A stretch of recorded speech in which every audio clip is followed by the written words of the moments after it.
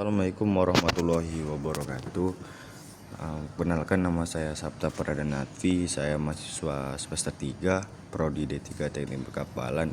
Ingin menjelaskan materi yang diberikan sesuai absensi, yang mana saya mendapatkan nomor 1, yaitu frame fish, yang dimana tahapan utama dibagi menjadi 6 proses.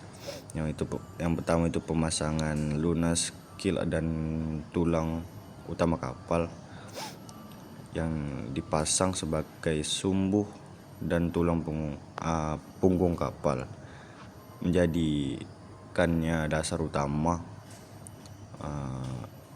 untuk menegakkan rangka atau frames di atasnya. Yang kedua itu adalah pemasangan rangka utama di atas lunas, yang mencakup gading-gading atau rangka dipasang secara tegak atau siku terhadap lunas. Yang terus itu rangka menentukan bentuk keseluruhan lambung kapal. Yang ketiga itu ada pemeriksaan dan penyesuaian kerangka agar berdiri kokoh dan sesuai bentuk. Setelah rangka berdiri, biasanya dilakukan pengecekan alignment, bentuk dan kemiringan. Pastikan rangka sesuai sketsa atau template-nya. Yang keempat itu adalah pemasangan kulit kapal atau planking di luar rangka. Plank atau papan kayu dipasang di atas rangka, menutup rangka untuk membentuk permukaan hull. Yang kelima itu adalah finishing rangka atau planking, pengikat, penyegelak, pemotong papan sesuai bentuk. Setelah planking besar sekali, dilakukan pemotongan, penyegelan sambungan atau chalking,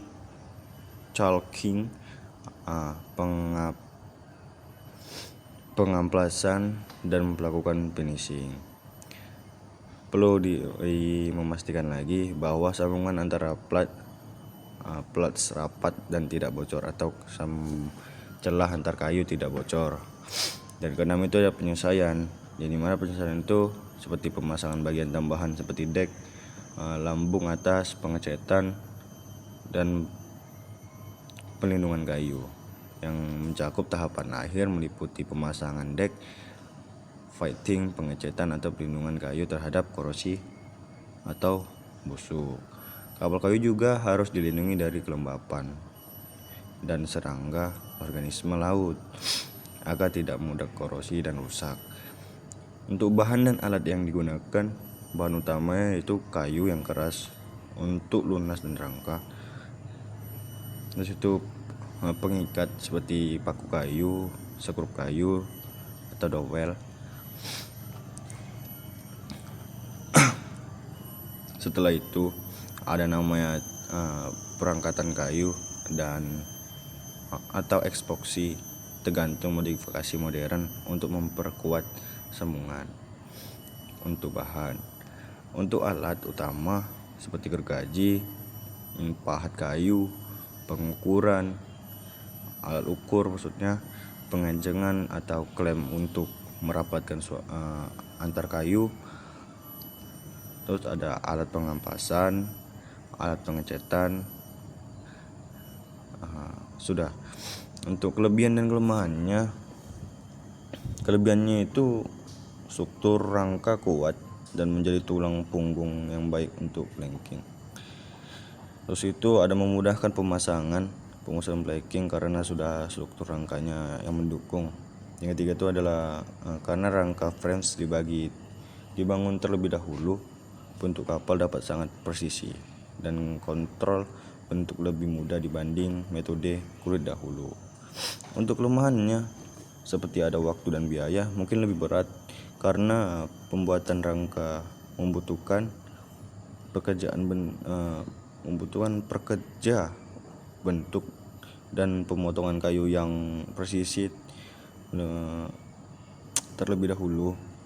Dan terus ada memerlukan keahlian pembuatan kapal, Karena pembuatan kapal kayu ini cukup rumit, jadi kita memerlukan pekerja atau ahli di bidangnya agar pembuatan dan atau proses pembuatan kapal itu berjalan dengan lancar.